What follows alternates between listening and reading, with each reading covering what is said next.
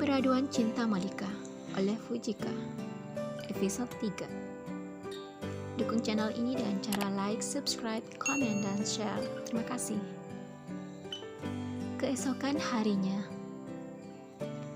Malika, sarapan dulu sayang. Aku terkesiap mendengar ajakan Tante Marwah. Tentu saja aku heran dan bertanya-tanya, ada apa gerangan? Kenapa Tante Marwah mendadak baik padaku? Apa jangan-jangan Tante Marwah mau ngeprank aku? Aku menggeleng, tidak mungkin Tante Marwah bertingkah kekanakan begitu. Apa ini masih lanjutan yang semalam? Tak henti aku menerka-nerka. Loh, kok diam aja? Duduk sini sayang. Tante Marwah kembali mengajakku, sebab aku hanya mematung di tempatku berdiri. Iya nak, ayo sini, kita sarapan bareng. Kamu juga Mila. Kali ini Paman Junai yang mengajak. Aku melirik ibu yang juga melirikku. Kulihat ibu mengangguk sekali, tanda menyetujui ajakan mereka.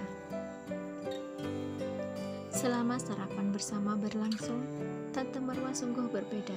Hal yang belum pernah aku dapati selama 2 tahun tinggal di rumah mereka terjadi saat ini.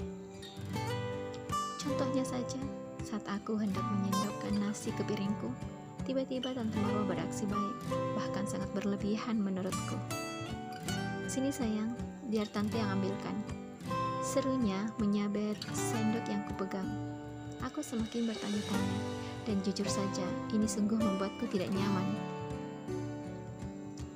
Di toko bunga. Aku baru saja pulang dari mengantar pesanan bunga. Aku meraih gelas lalu mengisinya dengan air dari dispenser. Malika, ibu memanggilku. Ya bu, sahutku lalu berjalan menghampiri ibu yang sedang merangkai bunga. Duduklah nak. Kali ini ibu menghentikan aktivitasnya dan fokus menatapku.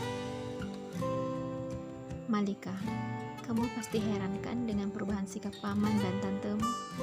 Aku mengangguk pelang menanggapi pertanyaan ibu. Itu karena mereka mengharapkan sesuatu dari Muna. Aku masih diam mencermati perkataan ibu, dan ini sesuai dengan dugaanku. Tidak mungkin mereka berubah menjadi baik hanya dalam semalam. Malika, ibu memang sudah berjanji pada paman dan tantemu akan membahas ini denganmu, tapi keputusan ada di tangan Muna. Ibu mendukung apapun keputusanmu. Ibu juga meminta maaf padamu karena tidak bisa menolak permintaan mereka.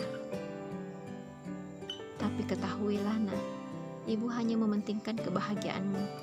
Jika menurutmu ini tidak baik, maka kamu berhak menolaknya. Kamu mengerti kan nak? Aku melihat kesedihan terpancar dari raut wajah ibu. Ini pasti sulit bagi ibu mengingat kebaikan paman selama ini. Walaupun tinggal di rumah paman tidaklah senyaman tinggal di rumah sendiri di kampung, namun paman telah sudi menampung kami. Memangnya apa yang paman dan tante harapkan dari Malika, bu? Tanyaku halus.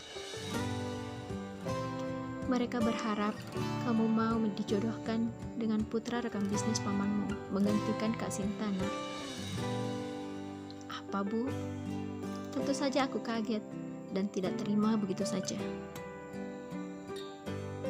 Kenapa harus Malika, bu? Bukankah Kak Sinta adalah anak paman? Kenapa bukan Kak Sinta saja yang mereka jodohkan? Aku mencecar ibu tanpa jeda. Aku pun tidak habis pikir dengan pola pikir paman dan tanteku itu. Pantas saja Tante Marwah mendadak baik padaku. Aku mengira dia sudah berubah dan menerima kami.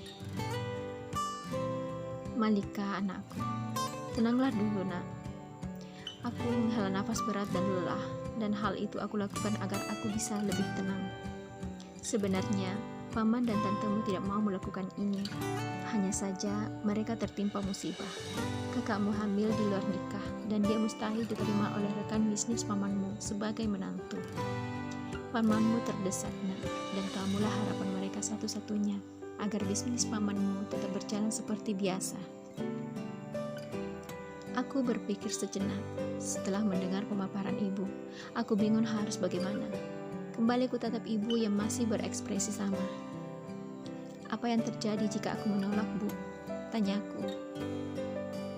Perusahaan yang dirintis pamanmu dengan susah payah akan mengalami gulung tikar, jawab ibu. Kembali ibu katakan, nak, keputusan ada di tanganmu. Kalaupun kamu menolak, mereka harus menerima dengan lapang dada keputusanmu itu. Karena kamu tidak berkewajiban mengikuti keinginan mereka. Tekan ibu padaku. Bagaimana ini? Jika aku menolak, bagaimana dengan kehidupan paman dan tante ke depannya? Pasti kehidupan yang akan mereka jalani tidak akan mudah. Apalagi Tante Marwah yang sudah terbiasa dengan hidup mewah. Tapi jika aku menerima perjodohan itu, apakah aku akan bahagia? Ya Allah, aku berserah diri padamu. Malika, bagaimana keputusanmu, nak? Pertanyaan ibu membuyarkan pikiranku. Ku tatap ibu yang juga menatapku. Dalam benakku terbesit jika sebenarnya ibu sendiri pun sangat berat dengan pertanyaannya itu. Bismillahirrahmanirrahim. Aku mengucapkan lafaz basmalah dalam hati sebelum ku jawab pertanyaan ibu. Malika setuju, Bu. Malika menerima perjodohan itu. Aku berusaha menghiasi wajahku dengan senyuman agar ibu tidak cemas dengan keputusanku. Apa kamu sungguh menerima perjodohan itu, nak? Apa kamu sudah memikirkannya dengan baik? Kulihat manik ibu tampak berkaca-kaca. Kuraih tangan ibu dan menggenggamnya, berharap ibu ikhlas dengan keputusanku ini. Malika menerima perjodohan ini bukan tanpa alasan, Bu. Paman adalah kakak kandung ibu satu-satunya. Jika paman mengalami kesulitan, ibu juga pasti merasakannya. Sebab ibu tidak mungkin membiarkan paman berada dalam kesusahan, apalagi sampai harus kehilangan perusahaan. Lagi pula, selama 2 tahun ini, paman sudah baik sama kita. Jadi ibu jangan khawatir. Malika ikhlas. Ku coba meyakinkan ibu. Ibu bangkit dan mendekatiku, lalu memelukku erat. Dalam hati, aku berdoa kepada Allah, semoga keputusanku ini sudah benar. Setiba Ibu Jamila di rumah, Pak Juna dan Ibu Marwah mencekalnya. Bagaimana, Mila? Apa kamu sudah membujuk Malika? Apa kata Malika? Dia mau kan menerima perjodohan itu?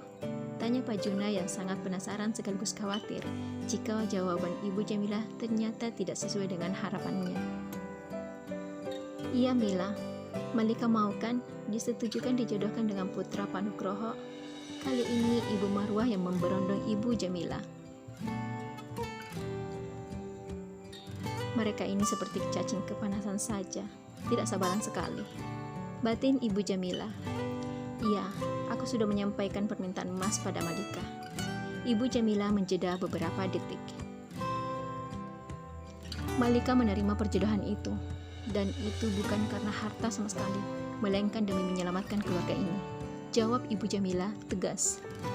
Kemudian meninggalkan Pak Juna dan Ibu Marwah yang tengah diselimuti perasaan bahagia.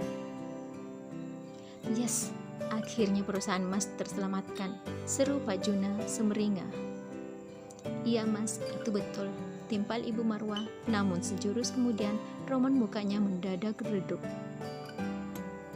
Tapi bagaimana Mas akan menjelaskan ke Pak Nugroho kalau calon mempelai wanitanya bukanlah putri kita? Tanyanya.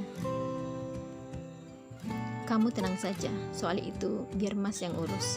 Ucapan Pak Juna membuat istrinya itu kembali ceria. Terus dukung channel ini biar lebih berkembang dengan cara subscribe, like, komen, dan share. Terima kasih.